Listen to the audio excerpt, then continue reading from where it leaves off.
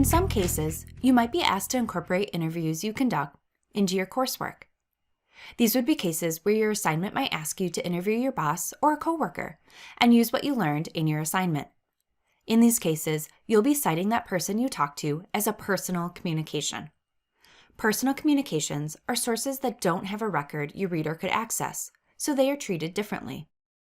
However, note that interviews you complete as part of data collection for a doctoral study, like a dissertation, are not considered personal communications, so what follows won't apply if you're in that situation. To explore how you'd cite a personal communication source, let's consider a sample scenario.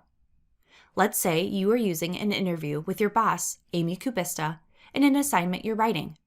You talked to Amy on June 1st, 2020, and so the questions are as follows. What would your citation look like? And what might your reference entry look like?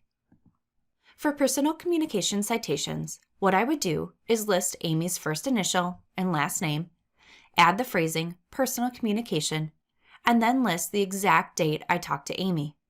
I can do this as either a narrative or parenthetical citation, but in each case, I would include these three elements: the person's name, the phrase personal communication, and the exact date of our conversation. The next question is about how I would format the reference entry for this type of source. For personal communications, you're actually not going to list this source in your reference list. It's one of the only times you won't include a source you cite in the body of your paper in the reference list. And here's why. Personal communications are, by definition, not retrievable by your reader.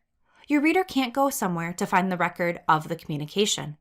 And the purpose of the reference list is to point the reader to the information they need to find the actual source.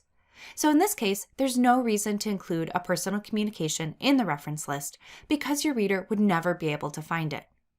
To summarize, cite a personal communication in the body of your paper as shown here, but don't include it in your reference list.